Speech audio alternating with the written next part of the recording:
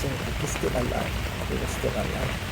As you remember the man na young na nag-sow ay sow. Sa sow is still alive. But ang sow, kasi that is the story. Kasi ang story is new. He's been new. And then he guided the people of Israel and they defeat the Ammonites. And the Jabez Gilead was saved. So they remember that. They remember that his soul helped them. So they remember. This is why when happened, his soul died. They do like that. They were the one. Kasi remember when Saul died and all the Israelites can escape his visit and they do like that. So and they do like that. Yeah, now you understand. So what happened? The Jabez Gilead, the people that remember in the past that Saul helped them, had saved them, and because they are good heart, they are not evil, they are not. They did like that. And then their man afraid, they went there in the place that is in Beth-shan. That is the place when the Philistines they cut the neck of Saul, and then the body in his soul they hung, they hooked and they hung in the wall. Yeah, to prove, to show to the people, so like you can die, so they hung it there with Saul's son. Okay, so and the people Israelites, they are afraid, so they just do like that.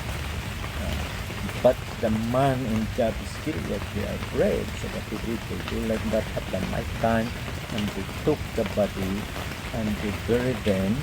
That is in under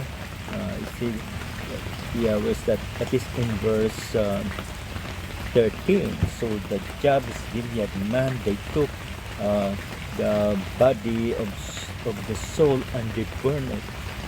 Kasi ang body, you have the flesh, so they burn it. So the flesh is like the chicken. So you burn it, and the bones is very hard. So the flesh, they burn, and ganyan. Ang na-left yan is the bone. And the bone, they gather the bone, and they bury them in the tree. The maris tree. What is ang tamaris tree? What's that? That is a tree that lives in Israel. It's a tree that is very hard. It can grow. Doesn't matter that there is no water. It can grow. It doesn't matter that the soil it's so thick.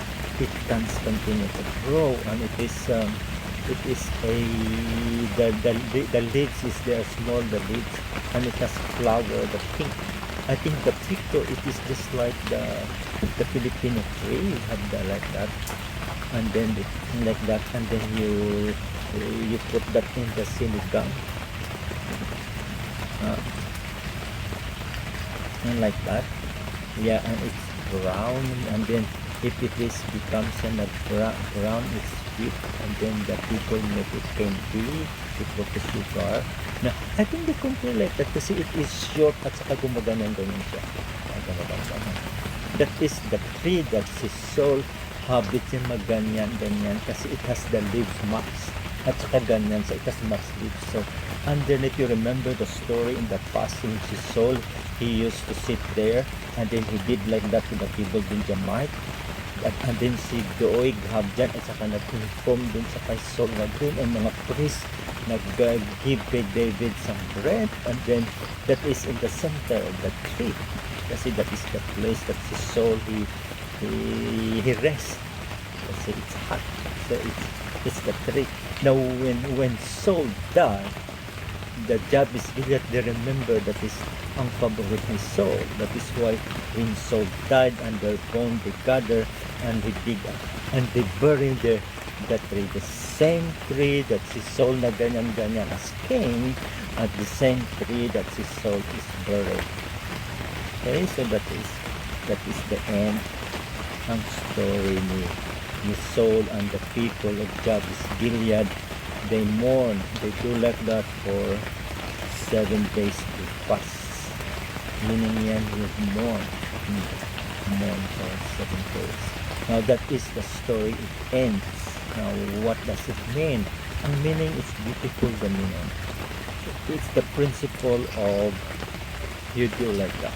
For example, if si Saul, he was kind and he helped and he saved the place, the people of Jabes.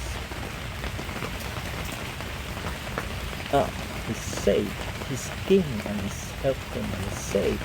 So the Jabes Gilead people, they remember that. So when it happened, si Saul died, they also the same, they do like that. And they also help si Saul bury that.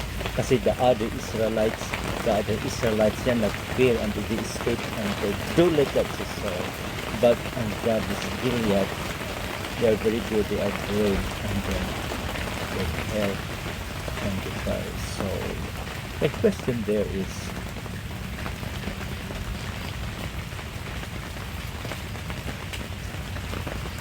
that is the question. Yeah, kasi ay sito sa Rene. Sir, for example, there.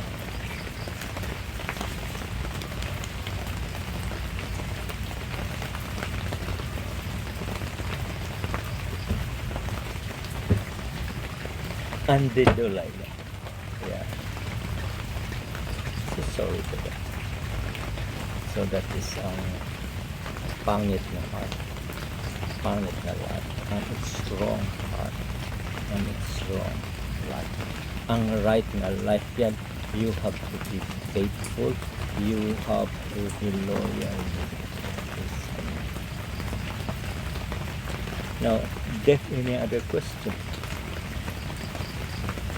Now, this is Mary Rose.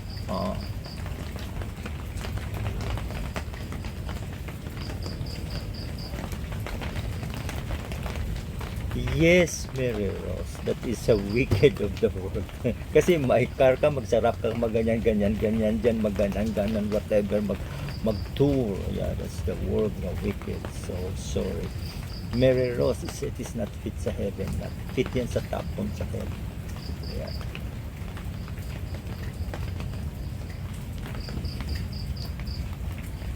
Si Mary Rose, she has a question. Very good. Mary Rose, thank you. Good si Mary Rose. Why she asked the question. Now, the question there, live with the Spirit. Now, meaning, kasi Mary Rose, I will explain.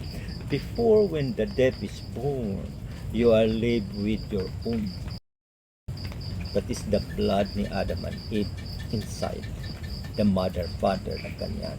Which is evil yan size. Ang blood yan of sinful. But, and then your spirit is dead. Kasi that is the blood ni Adam and Eve. Kasi they disobey. Remember, God commands si Adam and Eve, you do not eat kasi when you eat, you will die. So the spirit is dead. Wala. That is why when you are born, your spirit wala. You are dead because of the wrong and the sin ni Adam and Eve. But Mary Rose, when ang death nga honest, nga nag-learn about Jesus at saka nag-believe kay Jesus in his heart. Then si Jesus nagain. And then si Jesus, He gave you the Holy Spirit. And then that Holy Spirit live in a life that is new. A life that is based on God's own plan and purpose. Okay? Now, so if you live now with Jesus and then you learn the Word and you obey, the meaning yan, you live with the Spirit. You live with the Spirit. You live with the life that is new that Jesus gave. And your life, your goal is this one. Based on God's own plan, purpose, will, and want. Now, sometimes mag-foolish-foolish ka kasi may nagaganyan-ganyan at saka na-fail ka, nag-wrong ka, nag-sin. That's so sorry, you cannot live in the Spirit. Cannot kasi na-fail ka, nag-wrong. That is what we do. That's may ganun-ganun ka. And then what we'll do, you ask forgiveness. And again, you do like that and you live with the Holy Spirit. The life that is new, that you base that Jesus gave. Now you understand. Now, ang deaf, many nga gumaganyan-ganyan, they have no Jesus. So their life is the same, the old life that they gossip, they do like that, the sin, and then they have no life of the Spirit. Wala. That means they read the Bible, maganyan-ganyan sila kasi why they have no Spirit. Wala. And they do like that, they cannot understand why, because the Holy Spirit wala. Their life is dead. The Spirit is dead. Kasi the Spirit that belongs to God, ang flesh and blood belongs to hell.